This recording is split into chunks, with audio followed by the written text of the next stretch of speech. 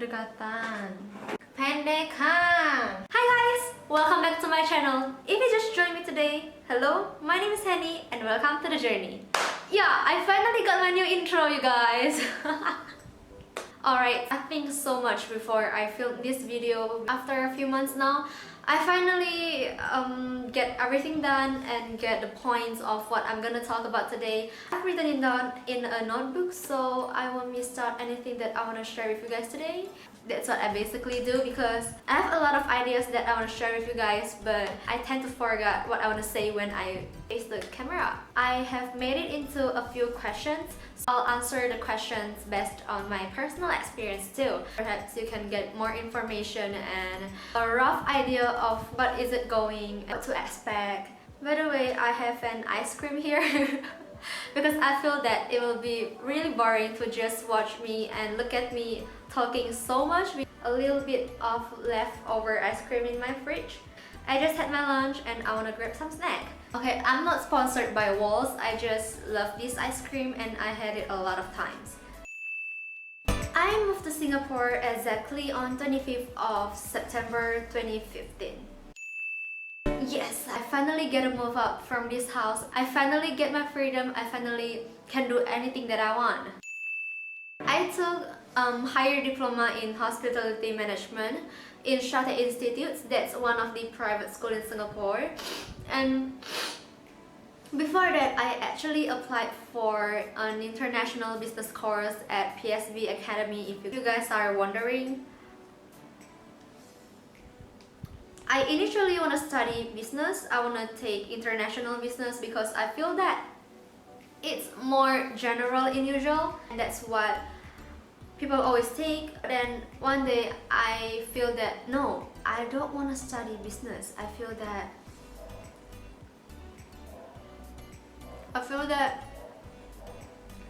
that's not really what I want. It took me 2.5 years to finish, 2 years study academically and 6 months doing internship. I think I could answer that in 3 points. The first one is that back then I think that I can go to work in a pretty way. Why do I say that? Because we have to put the makeup on, we have to be presentable, we have our own uniform. I think that's pretty cool. And the second point is that I think I'm a person who is more to hands-on work instead of study all the time.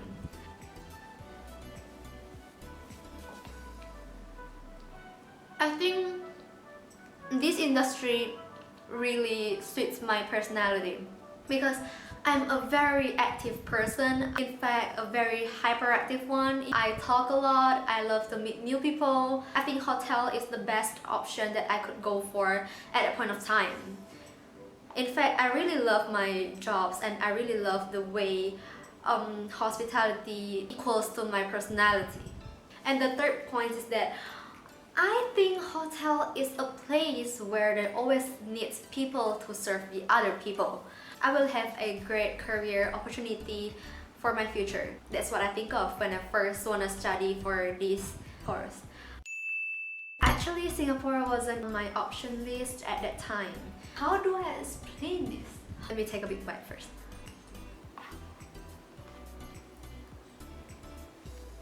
Okay, so this is what happens. Okay, let's just start from 3 years ago when I first decided that I want to study abroad. One day I come back from my school.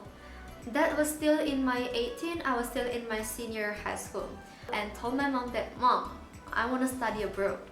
I don't know what's going on in my mom's thinking, but what I get at that point of time is that my mom thought that I was just kidding.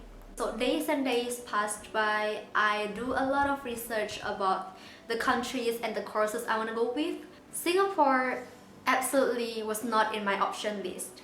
If you guys know, Singapore is pretty near to my home. It's just 1 hour ferry away. All the countries that I chose that was on my option list is all much further away. My mom and my dad start to feel that I'm getting more and more serious. I know that my parents were struggling knowing the fact that I don't want to stay locally when I'm still in my 18.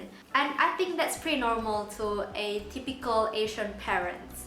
I'm sorry, if you guys are Asian, I think, yeah, that's pretty normal, especially if you have all 3 girls in the house. Yep, that's right. I have all sisters, I have no brothers. So my dad especially tend to be more protective and overprotective, in fact, I could say.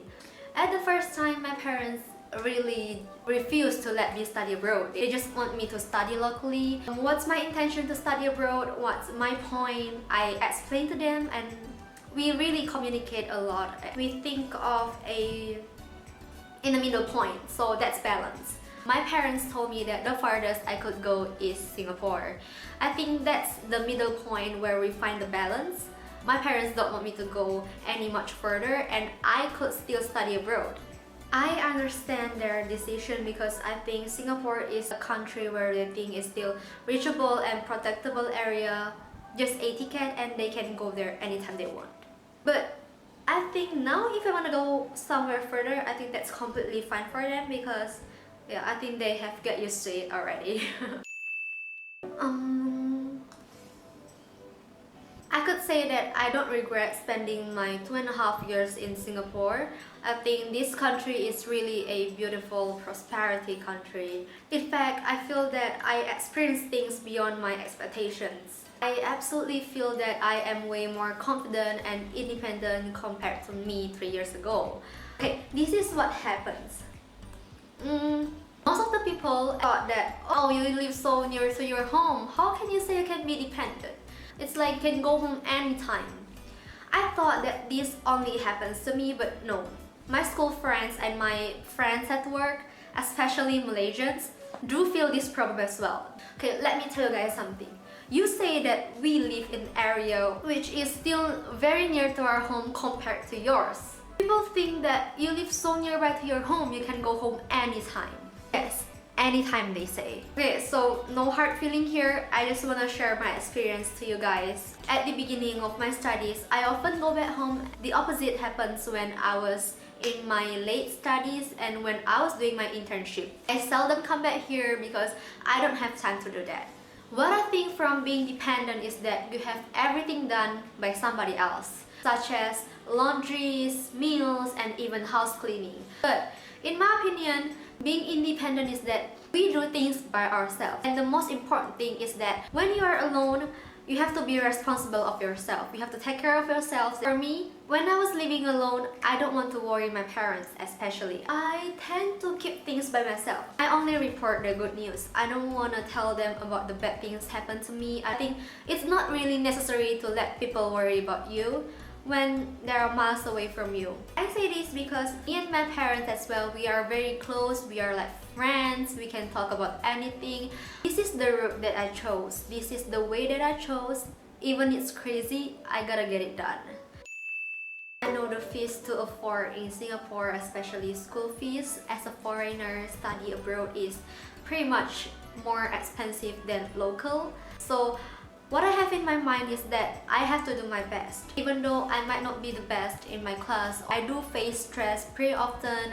My periods was affected back then. My period could happen once in 4 months. I think that's pretty crazy, but I know that I was under stress. My GPA was 3.46 out of 4. I don't know whether that counts as high or not. You guys can comment down below what do you guys think. I think I could do better if I replay the time again. Okay, so these questions, I think this is tricky too, you know. I do think of the pro and cons if I study locally in Indonesia or whether I study abroad in Singapore or any country else. Both country is great in my opinion. If you ask me which one will I choose now, I would say I will still choose Singapore. This is based on my experience because I studied there, I get things that was unexpected. If I study here locally, I think I won't get those points that might only happen for those foreigners who study abroad. It's like 60% versus 40%, you know, that kind of feeling. Perhaps I'll share my experience to you guys on what I've been experiencing throughout these years. Before I leave home, my world, my surroundings, my friendships is all great. There's no really such thing as free sex, drugs, and those complicated relations out there. I don't even know my world is so small until I heard and see those general usual things that happen out there. You can definitely consider me as a typical innocent Asian kid. I would say that too, because that's what my friend told me. You're very innocent, you know nothing. There's a lot of things that I don't understand, yet it happens really usual and general out there. Okay, I'm not gonna be specific about this, but this really does happen. But since then, when I see the world that is not so perfect, I see things differently and in a different perspective too.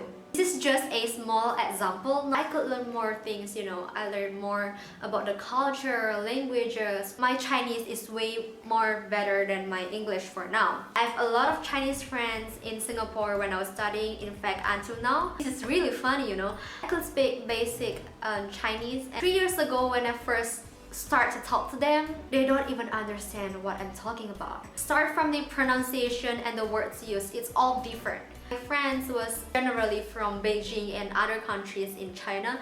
They don't get what I said. They don't understand me. They don't understand my accent.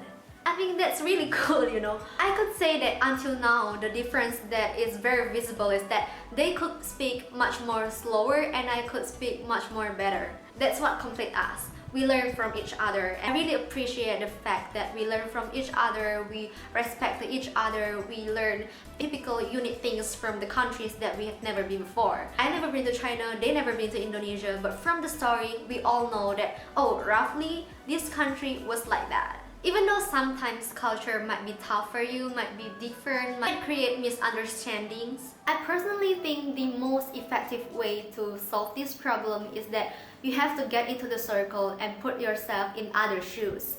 Overall, I think I treasure more what I have now, and I'm really thankful for my 2.5 years experience in Singapore. Of course, not just things that I've mentioned in today's video. There's a lot more things happen within these years, and also I think I am more mature mentally now, even though physically I still love to play, I still love to joke around. If I really have to say what I get from these 2.5 years, I could say that my life experience is definitely different if I weren't left home back then. I think I'm way more fuller and I'm way more confident. My language is what really impressed me so far. Yes, I finally done this video. I want to thank you guys so much for watching today's video. Don't forget to subscribe, like, share, and comment down below as always. And I'll see you guys in my next one. Bye!